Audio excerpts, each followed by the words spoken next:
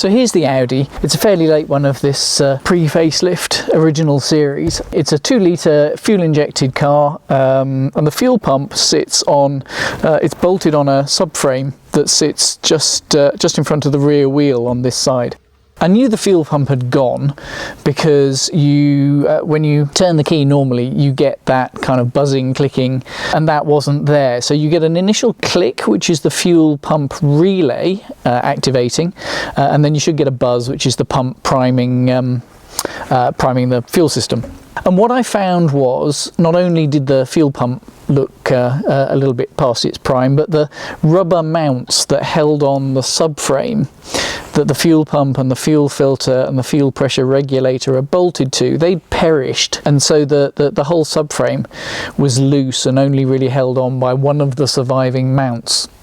So I needed to obviously replace those and get that off, and that led to a bit of a challenge just in terms of how to undo the remaining nuts. You can imagine that because you're working around fuel pump and there's still a bit of fuel in the fuel filter and there's hoses back to the tank around, you need to be a little bit careful with using things like a grinder to grind the nuts and bolts off, just because of the risk of blowing things up and dying a fiery death. I tried a whole bunch of things. I got under there with some big bolt cutters, that wasn't doing it. I got some nut splitters, tried all sorts of things, and ended up clamping the fuel hoses off with some fuel hose clamps, right tool for the job, and covering things up with various heat-proof, spark-proof things to try and protect them, and tackling it that way. I've prepared everything. I've bunged up the open fuel hose with a hose connector with a machine screw screwed into it so that it's nice and tight. I've moved the other bigger fuel hose out of the way and bunged that equally, so no open fuel hoses anywhere near. The fuel filter is behind this. I've put my welding mask into practice. It was easier than trying to get a blanket to stay put. So I'm now going to grind off this screw now that I've got all the obvious fire hazards out of the way.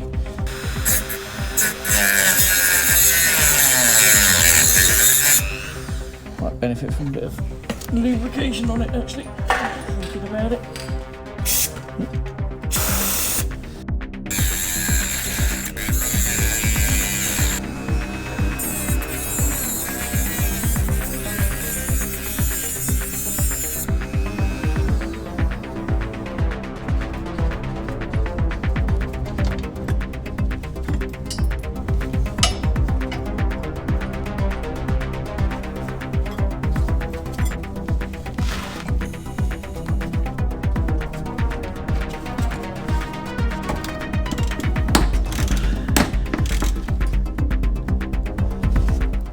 And there it is, the subframe with the fuel filter, and those, you see that one mounting block and the busted one at the other end. Now I've got this out in the light, you can probably, it's still dripping petrol slightly, you can see it's a bit of a manky state. That's the busted mounting block. That should have a that needs another bolt fixed to it. That's what they should look like. That one is obviously missing. So anyway, we'll get this all cleaned up because it's manky as anything.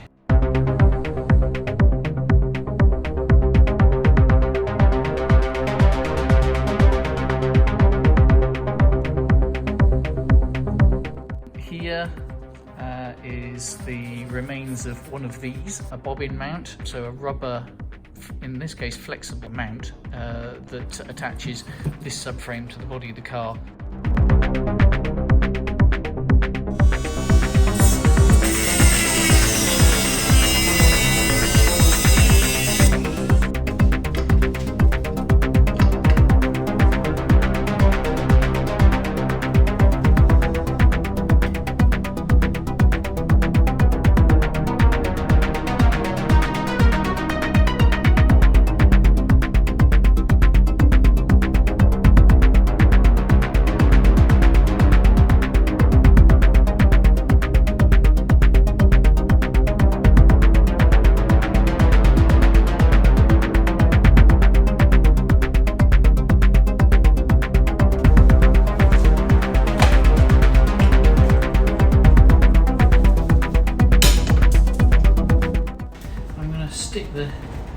bobbin mount in so that I don't lose track of which way up it goes. So I know that that's the remains of the rubber bit, so it needs to go that way up. So I've got the whole subframe assembly with the fuel filter and the fuel pressure regulator and the fuel pump, the new fuel pump. I've got it out here on the bench and I've fitted the fuel pump. I've used stainless washers and nuts. Now I'm a little bit concerned about galvanic corrosion because this I think is, well, I don't know what this is. I suspect it's painted mild steel. But in any case, there's a rubber washer here between the two to prevent that. I will have to keep an eye out for corrosion on that, on the threaded bolt, captive bolt. Okay, so this fuel pump, can you see that? Comes with one of these ring connectors that crimp on, which is fine. The original came with these screw-on connectors, which made a good contact and provided a sort of weatherproof shroud here, these plastic bits. I've been unable to source a fuel pump in spite of various people advertising that they were an exact match for original equipment. They're not. They're these cheap Chinese knockoffs, all of them, every single one. They just vary in price. So I'm going to have to chop off these rather lovely connectors because I mangled the terminals getting the thing out on the old one. And there's no way of replacing those anyway, so I'm going to have to lop these off and fit a crimp-on ring connector and fit some sort of a protective boot over this so that it keeps the weather out. There we go.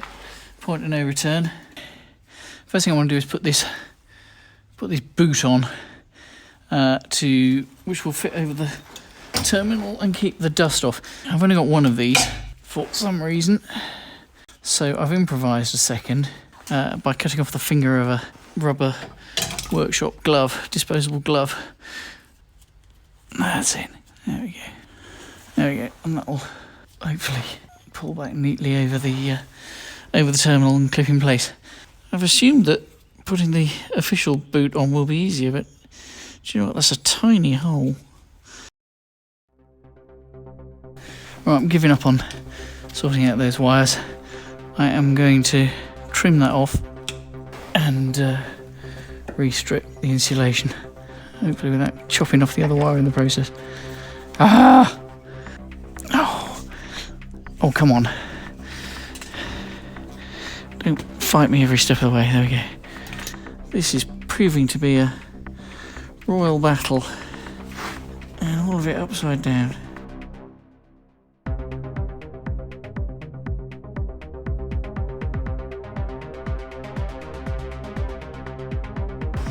Obviously don't want to set fire to any bits of fuel and stuff like that, but and I don't want to melt that glove boot either, or indeed my bethumbed hand. But so I've got a bit of plumber's heat.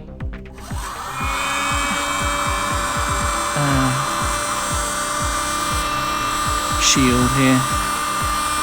Shouldn't take much just to shrink that one. Ow, ow, ow, ow, ow, ow. Must be done. Next job then is to refit the subframe. And here's one I prepared earlier.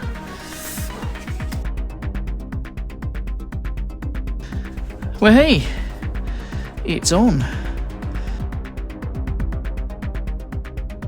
It's fighting me every step of the way, this job. Who knew doing up a nut would be so hard?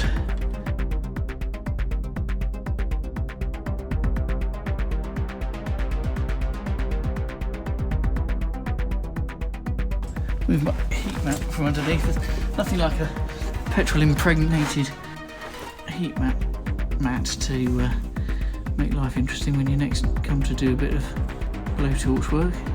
There you go. That's done. That's persuaded the O-ring over. That boot's reasonably tight, so all is good. All there is now is bolt the bobbin mounts up, reconnect the main fuel hose input into the pump here, and obviously reconnect this back onto that, which is the where the fuel goes from the pump through to the fuel regulator, and then it goes from the pressure regulator to this, the fuel filter, and then back out the other side and down to the noisy end of the car, and hopefully that will all work.